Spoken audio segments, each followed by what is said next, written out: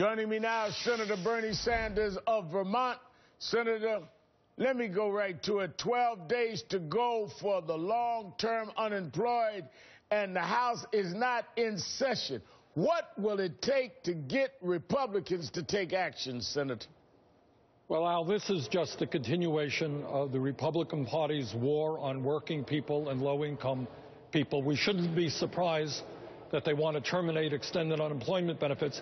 These are the same guys who voted for legislation which would cut food stamps by $40 billion over a 10-year period. These are the folks who want to cut Medicaid. They want to cut Social Security. They want to cut Medicare. And their business is about representing the wealthiest people in this country and the largest corporations. And how that is going to turn around, Al, is only when tens of millions of people stand up and say enough is enough. The function of Congress is to represent the middle class and working people of this country, and not just billionaires and big campaign contributors. But, Senator, they're talking more conciliatory. You don't buy it? No, I don't buy it. I don't buy it for a second. I mean, for political reasons, they have reached the conclusion that shutting down the government again would not be a particularly good idea. But these guys have an extremely radical agenda. And if you listen to what they write and what they say, they will decimate and try to repeal virtually every piece of legislation, Al, that has been passed in this country in the last 80 years that protects working families. These guys do not simply not want to raise the minimum wage, they want to repeal the minimum wage. Yeah. And if people in this country work for $3 an hour, so be it. You know, we're hearing new Republican threats to hold the economy hostage by making demands over the debt limit. This time it's Congressman Paul Ryan. Listen to this, Senator.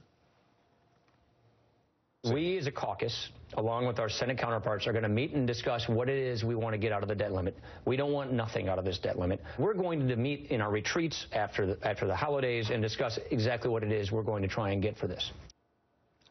How do you deal with this, Senator? You know, how do you react to this? This is how I react to it, and everybody should understand this. Paul Ryan, among many other Republicans, cast the votes which created the deficit we're now struggling with.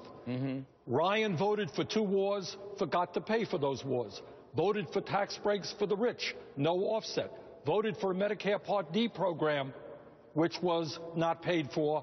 And by the way, many of them voted to deregulate Wall Street, drive us into the recession and lack of revenues coming in. So I find it absolutely hypocritical for these people to say, let's balance the budget on the backs of the elderly, the children, the sick, and the poor, when in fact their votes caused the deficit in the first place. Yeah, and he you know, it's funny, in a ironic way, not humorous way, because he's always talking about President Obama raising the debt ceiling, but you're pointing out his own voting record while he's sitting up making these threats and predictions about they're going to have a retreat afterward and figure out what to do. Exactly. Al, let's not forget that when Clinton left office in 2001, this country had a $236 billion surplus. Right. And the economists projected that surplus to grow.